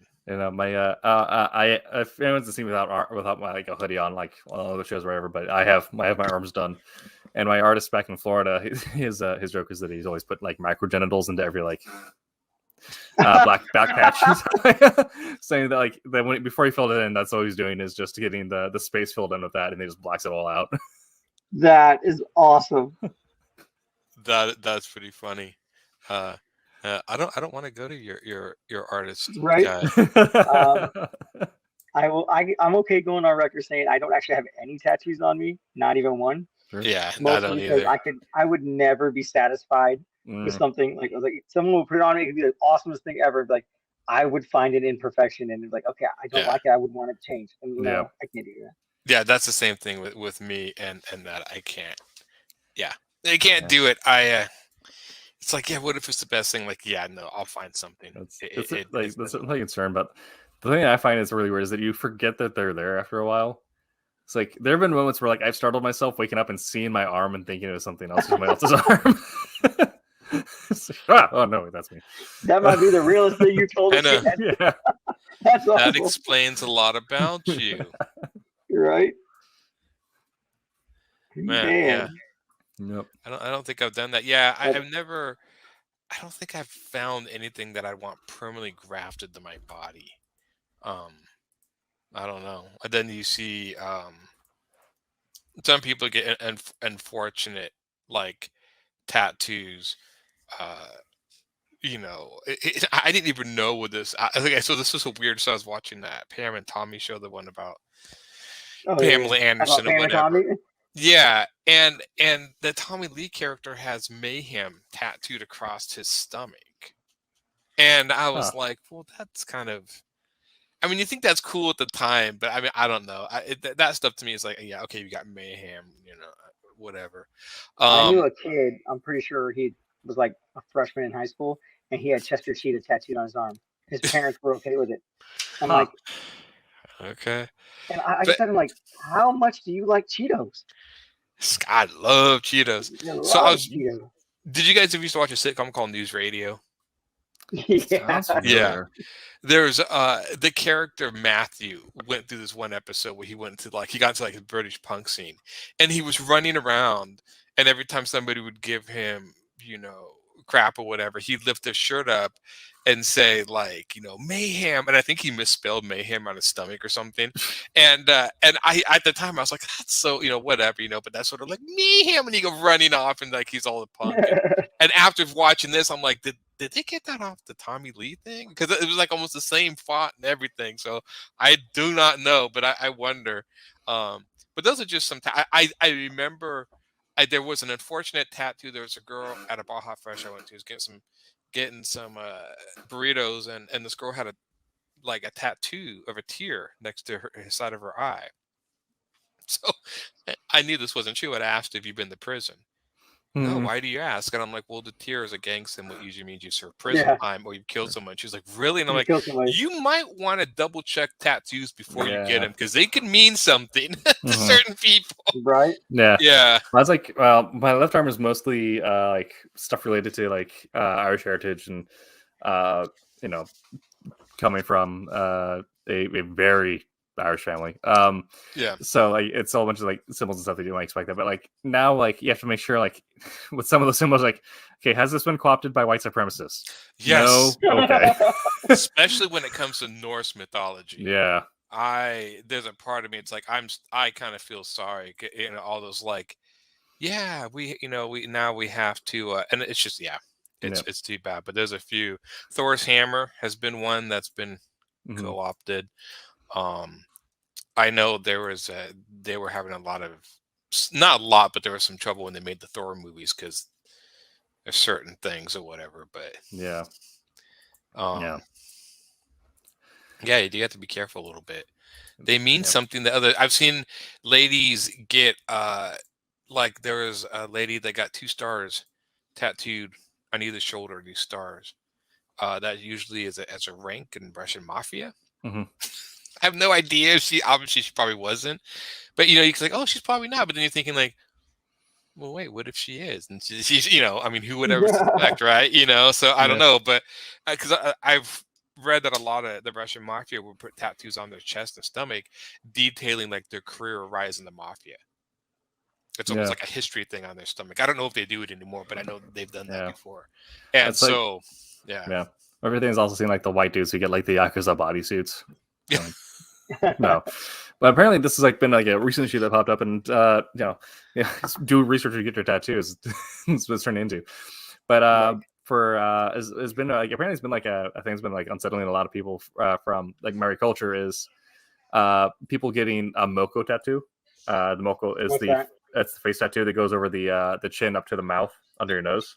Oh yes, yeah, yes. And that's a Maori. Isn't that a Maori? That's a Maori thing, and you get that to represent your whakawa, your family. Like, and like it's like this very specific design that has to be done like by essentially the people who know your family, who like have like witnessed your family story.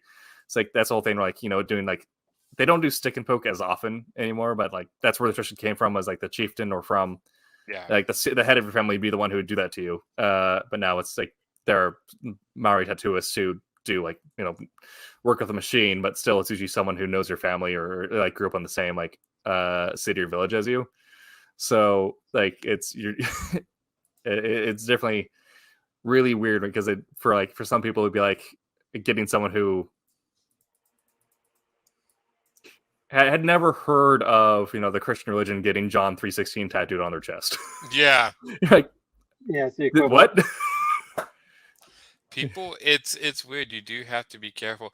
And eventually, I mean, I'm wondering, I think the only comic book thing, like if somebody gets a tattoo of the Punisher skull, I think that means different things now. That means different things to a whole lot of different people. Yeah. Yeah. When it used to be just like, well, that's the Punisher, man, but not anymore. Yeah. Yeah. Yeah. But well, I think I'm gonna get more complicated tattoos, but I think the one that like I avoid most like different like chances of misinterpretation for this one by getting just Stan Lee with the face front true believer. Stan Lee? It's Stan Lee, and he has the Stan Lee soapbox sign off face front true believers, and nice. Yeah, and it's kind of hard to like show, but he's popping out of the panel and everything at the end of the book. Oh, nice. Yeah. Now you should get it. Now you should get a tattoo of Roland doing the same thing on the other arm. Yes. I'll do before Daytona Beach. I'll get a secret tattoo of Roland somewhere and see if someone can find it on there.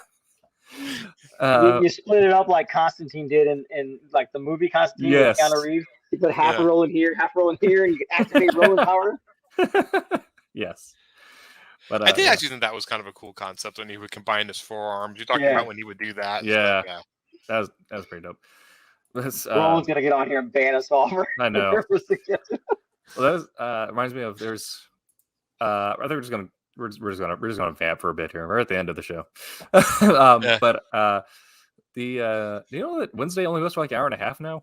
We're still doing 2 hours here. That's because we're severely entertaining. Yeah. Yeah. Wednesday's been doing them, and then Sunday's now doing an hour and a half too. And I just assume it's because it's full of old people, like Roland and stuff. And so they need that extra half hour to like take a nap or whatever. You gotta get the warm. You gotta get the warm milk in before bed. Yeah. They do. And they can't take it like these young people on the West Coast. Exactly. Do it. Yeah. So, well, we all know Jose just doesn't sleep. That's fair. That's right. But I was gonna say if anything, to get them commenting. Yeah, I'm not sure what it means, so I just didn't pop up. But anyway, the reference I think I found was people talking about in your D&D campaigns. If you don't necessarily do rules as written, which I think most people don't. Yeah. It is possible to have a wizard who has their grimoire or their spellbook tattooed on their body. That is true. Oh, yeah. There was there's a book by the guy who wrote, and then so anybody taking notes, you can throw a quarter in the jar. And the guy wrote Appleseed. Ka-ching! He wrote a book called Orion, and it was about I haven't read it in a while, and even his story sometimes like I kind of get it, but then you think about did I really get it? Mm-hmm. But she encounters she gets one of those ladies a young wizard gets a spell, encounters a spell. It's Japanese and the spell is transferred onto her body, so it's all tattooed all over her body. I can't remember if it's to embed the spell into her or protect it somehow or something. But I've seen that before. People would tattoo spells or certain things in their body. I always thought that was a cool concept. Right. But Shadowhunters did that. There's a TV series But Yeah, they I had read the books right their originally. spells were tattooed all over Yeah. themselves and whatnot, and that's the different powers that they were able to do. Yeah. And then there's another one. You were talking about that, and I totally. Yeah. I just Well, the got one I my always train think of about is thought. Full Metal Alchemist with I forgot his name, but the Oh, Ballin man who had the two circles of like perfect alchemy tattooed on each arm, one for creation, one for destruction. oh, Yeah. I always think it's cool when they do that. Yeah. I always think a lot of magic is that was kind of one of my biggest problems with Harry Potter. Is she not biggest problem, but like it was kind of a pet peeve. She actually did a one of the stories that was like they went to a Quidditch game, was like the championship, and they were like wizards from like all over the world there.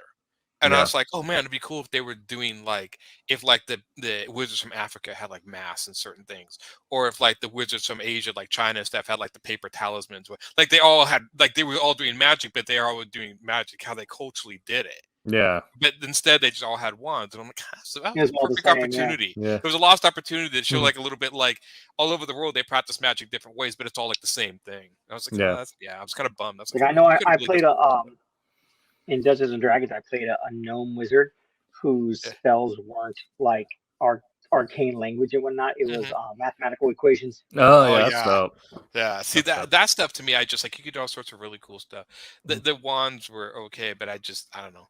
Hmm. Like it wouldn't have been like this is European way of doing magic, but all over the world they have other ways of doing it. Right. Mhm. Yeah, That's Yeah, definitely a missed opportunity. it was. I think I've only ever seen like maybe one, maybe two with Harry Potter movies, just Yeah. because it wasn't my thing. sure. But I definitely like get what you're saying, because even in what I saw, like everything. 'Cause I think I saw that one. That was the one where they had like the girls came in with like the hats and whatnot. I think Yeah. so. Yeah, Yeah, it was that's the one beginning of the had, movie. Yeah. And it They was- had, would've that, been- is that the one that one had the Batman in it, right? Yep. Yeah, yeah. It's a trick I degree. think that one, the beginning of the movie, they go to a Quidditch game. I think that was the Yeah. one. But I was just like, I mean, it's like, dude, it would have been like a small part of the book, but you could have, because I mean, you always see the wands, but the way like other cultures do magic, like especially a lot of the Asian cultures and the African cultures, are just like really cool Mhm. concepts. Yeah. Like the masks and the charms and the hand symbols and just all this Yeah. really cool stuff. It makes it look much more visually interesting than waving a stick around. I will give them that. Yeah. So yeah. Yeah. It's like even if you're to look like even just like the difference between like different European cultures, there's like a lot like between like how like French mythology and like English mythology went over magic Yeah. versus like Germanic like magic, especially because like Germanic stuff is tied into like a different form of runes, which are runes different from like Norse culture, Yeah. like Right. the bone magic and all that was super cool. Yeah, it was just they actually do. I mean, Final Fantasy actually did a pretty good job sometimes, and like they would do different ways they would perform the spells or whatever. Mhm. Video games I got, there was I think there was one video game you had to draw the symbols in the air. Like there's supposed to be symbols, you had to draw them in the Oh air yeah. and stuff. And so yeah, it's always just like this. And of course they've done the magic system with like certain words evoke magic and stuff. I think that one of this I've seen that done before and stuff. But yeah, I just think there's all sorts of different ways. I mean, I know Harry Potter was supposed to be like Merlin type Yeah. Old English type of magic, but I just thought it would have been cool to do that. But oh well. Yeah. So Interesting enough, I always liked the like way that like the Doctor Strange parts of the Marvel universe approaches magic, and that like there's like we have all these different types of talisman or like these different types of like Yeah. artifact, and then also like different ways of casting it where Strange is always about like hand symbols and like the like yeah. gesture components, whereas he had people who like were like strictly verbal casting or whatever. Yeah, I thought they Yeah. actually did a pretty decent job in the Doctor Strange movies of him doing sort of the hand symbols, Yeah. hand gestures. I just strange I'm going to bring this up. I've been watching trailers of a really weird game called Tokyo. Oh, has it? Oh yeah. It's not It's a Tokyo one with Ghost. It's, Ghost or something. yeah. And I was showing a trailer. And it's like a at first great book. And Tokyo Ghost is a great book, but yeah, there's a new game called is it Ghostwire? something like that.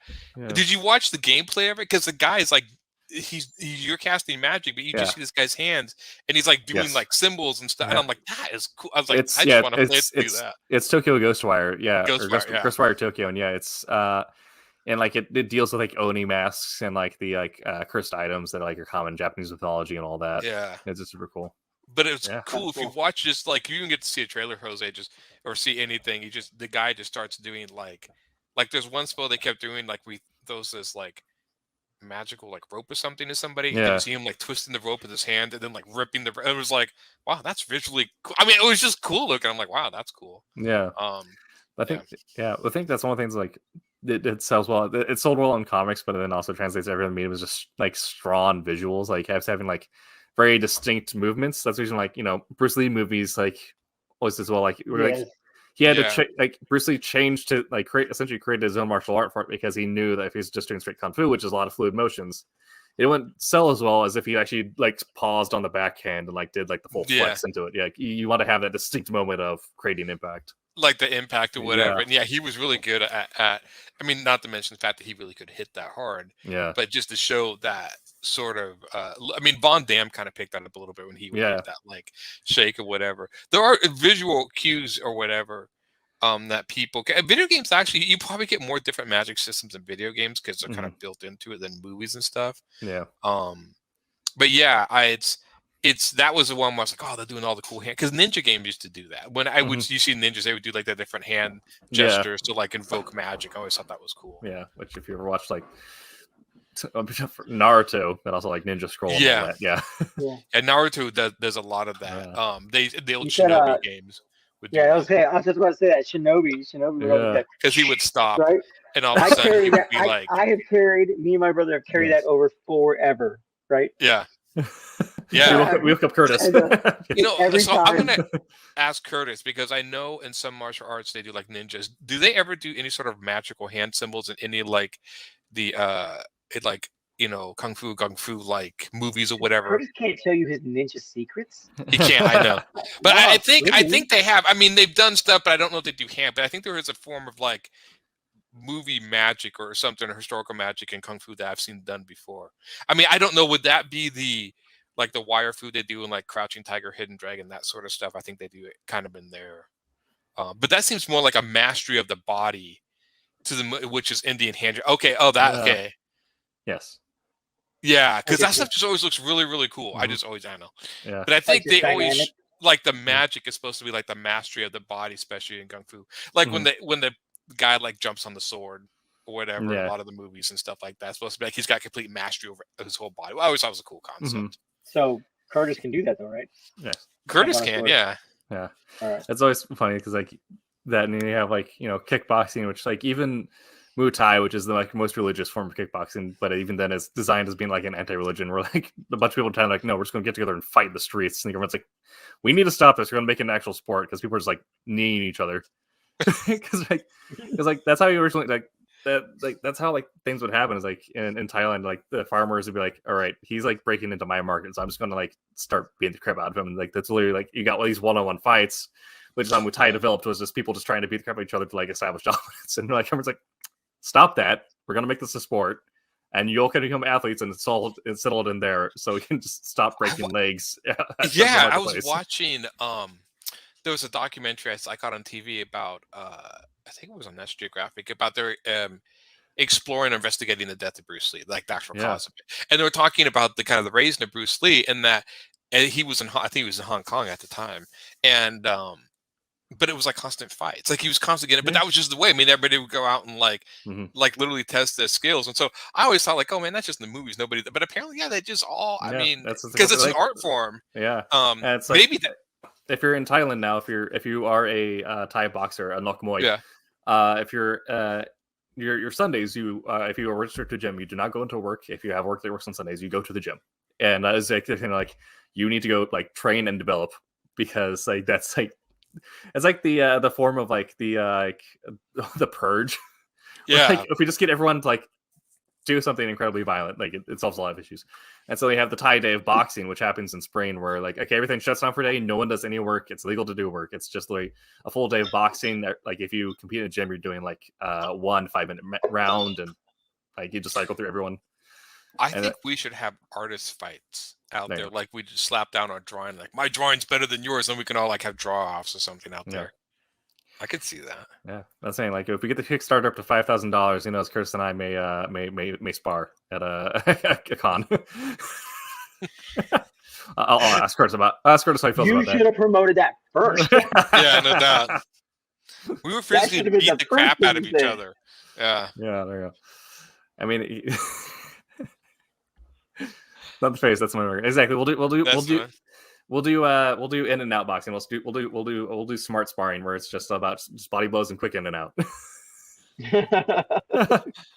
I just, it's funny because I remember like, I'm trying to think of, I guess the old West might have been the equivalent of America's idea of like, you can get into fights and fights all the time. Even though I don't think there were as many gunfights and stuff as the Old West movies would have you believe. I think a lot of that is kind of made up, but there were. Yeah, it was mostly just kind of like familial issues. Like what popped off, well, the whole the gunslinger duel in the street. That's all movies. That's not a historical reference. Yeah, the reference of that would be there were like some like draw offs, but they would happen outside of town. Because they didn't want to bring that in. It was like literally be like the sheriff saying that he's like, hey, I don't want this guy coming into town. Go like shoot him outside of town. Yeah, or something. I get it. Yeah. Like if you go this far, you're out of my jurisdiction. Yeah, that's it. Yeah, but it's funny that I know Curtis is writing some sort of kung fu comic book thing about some guy who makes shadows or something. I don't know, and he's not here, so he can't defend himself. And all of a sudden, you see Eric. I know he just coming. And so I'm interested to see. It's said all out of love, Curtis, and. No, but it's going to be cool to see him do his fight scenes or whatever. I mean, that's the one thing is I do fight scenes, but I'm not a martial artist. I do what best. So it's always cool when you see somebody knows how to fight to actually put that in the comic. So I'm looking forward to that because most fights in comics are just like 1-2 images of doing impossible moves, especially the impossible move where they would do the new jump kick. Well, one kick was one leg was completely out and the other one was completely folded underneath their butt, which I'm like, no one can do that. Yeah, the only time I've seen that is someone who practices Taekwondo, but Taekwondo is all about kicks. Taekwondo translates literally to the art of the foot and fist. So like, you get points if you're in a Taekwondo meet. You get points for your willingness to take risks while making a kick. So you do see a lot of like those weird snap kicks or those weird like hype kicks because you do get style points. Like if you can do one spinning, you get points. That's interesting. Yeah, but like Taekwondo also trains a lot of same strikes from one side. So like, whereas like with Muay Thai, you're switching off your knees or whatever, typically, although like being able to knee into like a low kick is great, but you see a lot of people do Taekwondo we'll just hit like thigh, chest, and then back of head with foot, like on the same angle. And you see their like foot doing a bunch of like snap kicks. Damn. Filipino knife fighting is, Does that fall under the same martial arts that also teaches you to use eskrima sticks? Because if it is, my friend who's also a writer, comic book writer out of Indiana, he actually knows that. He teaches that. I forgot what it's called. Really? Curtis, have you ever Cali knife fighting? So has Curtis ever done this? Has he ever challenged anyone? A lot of people run into like Cali because Cali grew up out like exploded out of the Philippines. So like if you're like it gets taught in a lot of like military bases too because like it's part of if you do Marine martial arts program. Ernest, Eskrima, and Cali, but Cali and Eskrima both get taught in the Marine Corps martial arts program. Do they, as far as knife fighting? What is the name of the knife fighting? I think it's, and I could be wrong, I think it's the Russian Spetsnaz. Do a special form of knife fighting. Spetsnaz? Well, now they're the SDV. SDV, okay, yeah. SPD, yeah. But it was like they were almost like, that was one of their pride and joys was their hand-to-hand knife fighting. Yeah, so it's actually tied into a different form. I can't remember what it's called. That's what I was saying. Because I remember one of the Metal Gear games talked about Sistema. So Sistema is the Russian Army mixed martial arts system. And essentially, the way it works is you're not trying to kill someone. You're trying to maim them to the point where they need to recover them and aid them. And then at that point, you can then check out who's trying to aid them because it's going for like quick bone breaks or like they do a lot of like grapples and takedowns. And so I think it's either a dramatic something or other. I was watching some videos because I was like, I wonder if because Russians have like their special forces and special like martial arts. They teach their people, is the right? system. Israeli have their own as well. We have our own. So I was like looking up like what else, and I happened to find. Thank you. One that was like a dramatic one where like they were like teaching like old Viking style like wrestling or like that'd be cool. It was really kind of neat. Like the guy explaining it was not nice to his pupils. But like I would imagine this. I mean, he was teaching the way, in my opinion, anyway, the way it was taught. You know what I mean? Back in the day, so it was kind of neat to watch it. There's a lot of really neat takedowns. Like it was simple takedowns. Like, listen, most people fall for this because they're dumb, but like they don't think in advance. And like it was really neat. Like I think it was like a dramatic one, like something. Yeah. I know, like cool. They would do. I always interested when they put different martial arts. Like they had a movie with, I'm gonna mess up this name, Capriola, whatever the Brazilian. Capoeira. Yeah. Which I thought was interesting. I mean, whether or not, it was, some martial arts just look, especially these different ones on movies that I've never seen before. I'm like, oh, that's really cool. The history of Capoeira is super interesting. Like, speaking of research, so it started out during the age like the Brazilian like slave trade, when it was like when Brazil was owned by Portugal. Because slaves were not allowed to train in self-defense. Yeah. So they get together in markets and they would create something that looked like they were dancing. So when they were essentially called back to go like to their villas, they say, "Oh, we're just dancing in the square." But really, what they're doing is they're training how to do like essentially mark kicks and throwing like tight elbows in a way that you could easily conceal it. So because I think it was interesting because it does look like dancing, and it's almost. I mean, when you're actually fighting somebody like that, you really almost can't see the moves coming sometimes because it's like a dance. All of a sudden, it's very quick, and then I'm like, "That's interesting." Same thing what they would do with a lot of the swords in China. I think they were not tight. They would put like the ribbon or whatever at the sword, so it would like conceal your hand movement, so the guy couldn't read your hand. And also, like they put like the dongles at the end of the ribbon, so it'd get a lot of movement on there. So you're looking at that, and you wouldn't see where the actual point was like coming in. And the hand and stuff, because a lot of people, but fencers would use like how somebody's doing the hand, and they can kind of figure out what's coming before. So it's interesting to do the stuff to mix up things like that. Like if you ever like want to get like really deep in the how the sausage is made, when you're watching boxing or kickboxing, if you look at the way that someone is like leaning in and out, or the way like they're floating their front foot, you're gonna watch it. They're going to do a rhythm on that. And they're going to keep that rhythm for like 3 rounds. And then like 4th round or whatever, if they're feeling confident, they're going to change that rhythm up, or they're just going to completely break rhythm. So you're going to see them like step like twice in the same way, and then do 2 steps through a combo, step twice the same way. And then throws out their component. Yeah. And because they're just trying. Yeah. That's it's interesting because I know like I've always heard, like, especially in boxing, if you have somebody who's as good with the right and left, that it can really throw people off. That they can I think even in the Rocky movies, I think that was supposed to be it was always harder to fight a southpaw because most people fight right-handed fighters. Everyone fights orthodox. People off. And it even throws off, like, because I'm a southpaw, so like when I go into like classes or clinics, I'll be the only southpaw in the class. So like the instructor has like to change up the way they do calls and everything. Really? Yeah. It's strange. You wouldn't think it would be an advantage, but it almost seems like it might be a slight advantage in boxing because your opponents are like, "Wait." It also allows you to strike at their kidneys more easily, because their kidneys are going to be near you, as opposed to if you're orthodox, you're like facing the kind of way the same way. But now it's going to be like your lead hand jab is going to get you right in there. So for me, I throw a lot of like lead hand hooks because I can get around guards super easily because everyone's like is orthodox. So, but I did have one partner for a couple of years who was also a southpaw. So, but we just switch up on each other every now and then, which is super fun.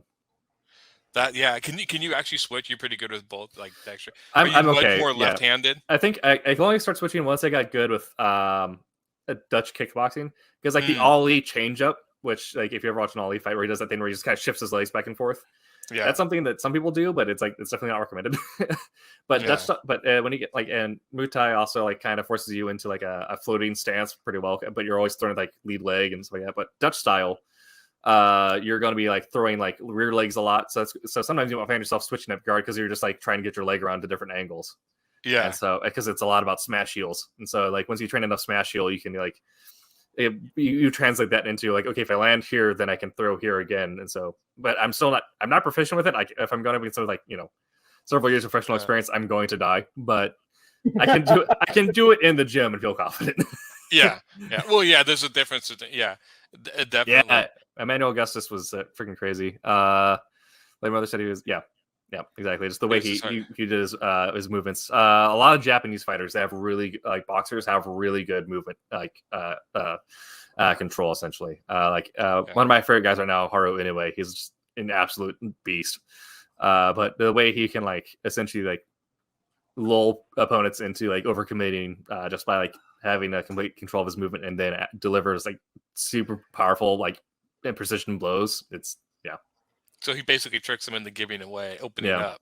Yeah. It's weird because I mean, the more I research fighting and boxing, it's so much almost sometimes tricking your opponent or whatever. Mhm. You even see that same sort of idea even brought into the fighting video games a little bit. Yeah, where they I try mean, to trick him in with certain yeah. things. I mean, even like bringing it like back to like Eastern roots, like Sun Tzu said, all warfare is deception, and that translates to any form of fighting. Is you're always it's always easier to make someone make a mistake than it is to actually assault something. Like if you're fighting, like to assault a guard is hard, but to make someone slip up and then take advantage of that is much easier.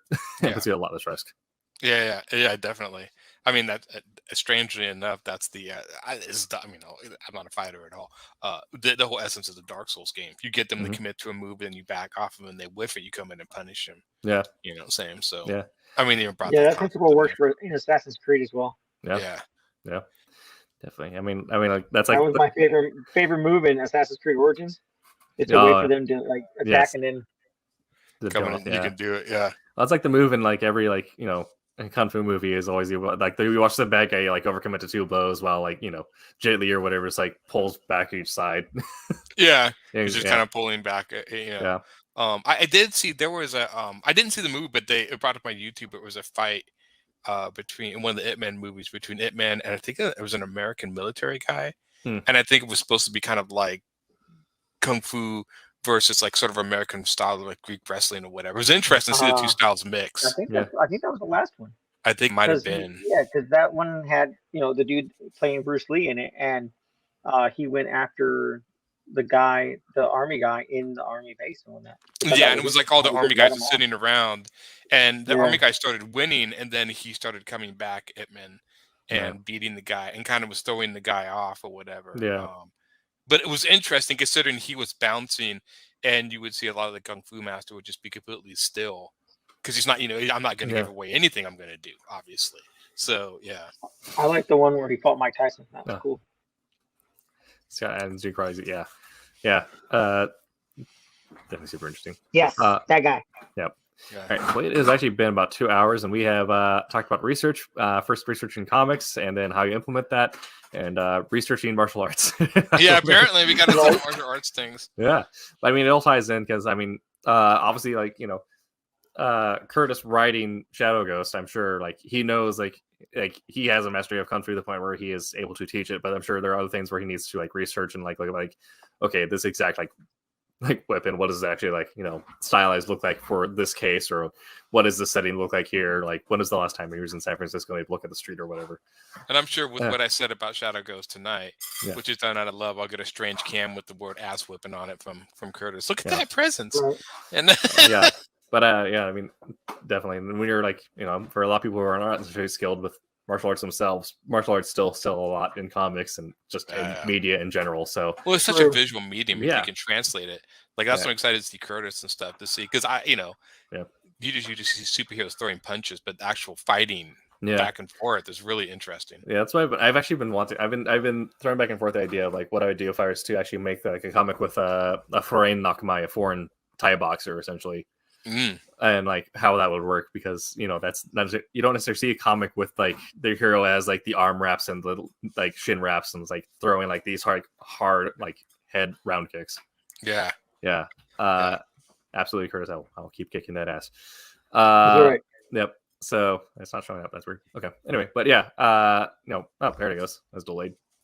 But definitely like something I want to research more of, like how it would translate that essentially. Right. Yeah. It's I like I said, my next character, I don't know why I think of such weird characters, but he literally has 2 hooks for hands. He gets his arms cut off, this kid. And so this is my own.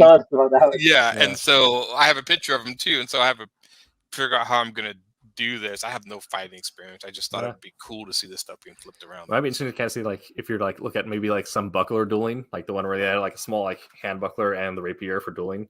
You get a lot of like pull in and like that might be kind of cool. Do stuff like that. I have some ideas. I just always thought like I did think it was always cool how Wonder Woman would always fight with her lasso. I liked it when they started bringing that in more, like not just a whip, but actually throwing her opponents around and stuff. I thought that was a really cool concept. Yeah. Like I have a friend. He lives in Memphis, Tennessee. Him and his wife both took martial arts. I'm pretty sure that's how they ended up meeting and whatnot, was through martial arts. And they have a book called Jeddah, and it's like the martial art moves they have Martha's are Wade. Marthaeus Wade, Marthaeus and Janet. Marthaeus Wade, I've known him forever. Really? Yeah, I did inks over a book he did like a while back, but his book, like the moves are as genuine as he can make them when he draws it out, like him and Janet, which is interesting because a lot of stuff he does like traditional and he'll do like Clip Studio stuff and whatnot. And Janet, I think she started out doing almost everything in Illustrator. Like all her stuff is like vector stuff. It's super sweet. But yeah, they're super cool. That's dope. Yeah, I basically just said that to say that his moves in his book are accurate as well. Yeah. When they look like he actually does a lot of research and stuff. Yeah. All right. We've been that's Silverline Show on Tuesday. You can follow us at our handles there at the bottom. All of us are on Instagram. I'm also on Twitter, where you can find me teasing stretch goals that may or may not happen.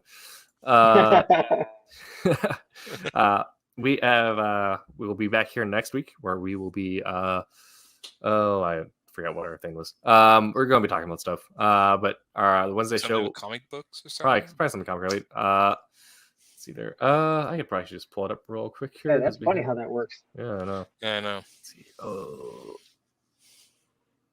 man, I have like so many group discussions.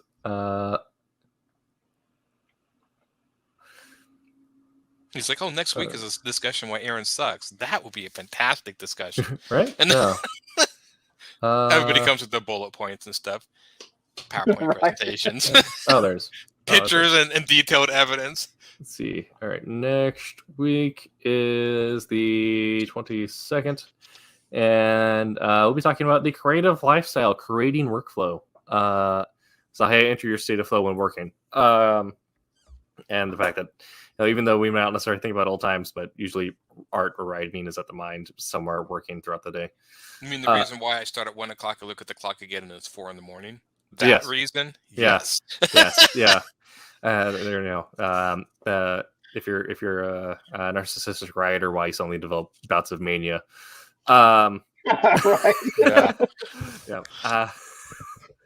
But that's what you guys need as a writer. No matter where you go, the first insurance you should get is mental health insurance. Yes, yeah, absolutely. But we'll be discussing that, and then the week after we'll be doing a intro course on Clip Studio. We talked about maybe doing more hard skill style stuff. So this is kind of like the start-ish of that. Research is halfway between like a soft skill and a hard skill. We narrow it down, but actually talking about Clip Studio and what people do in that will be our first of that probably. Oh yeah. Yeah. So that's pretty cool. It'll be super fun. So we will see you then. Come back on Wednesday for Wednesday at Wham on 8 p.m. Eastern, and the Silver Sunday Crew 8 p.m. Eastern Sundays as well. Be sure to check out our Kickstarter, which you can get to from going to our website, or also it's linked on, I'm pretty sure, most of our social medias at some point. I think we've all shared it. Yeah. Everybody goes to any of our social medias. We've all shared it. We've all. Yeah. And even if you type our SEO is also on point with this one. So if you just Google Kickstarter Wolf Hunter, it is the first link to pop up there. So we got the algorithm. We're all over that. Yeah. Right. So the artwork for it's pretty sweet. Oh, it's so good. I mean, I don't want to say nice things about AJ, but I know. AJ says great. Also, like just the combination of AJ on pencils with John doing like the details on inks, and Martin's coloring is out of this world. Yeah. But we will be back next week. Like I said, make sure to check out Kickstarter, follow us on the socials, and until that time, make mine Silverline. Make mine Silverline. Hey, I'm Alex Saviuk, and I just want to let you know, make mine Silverline.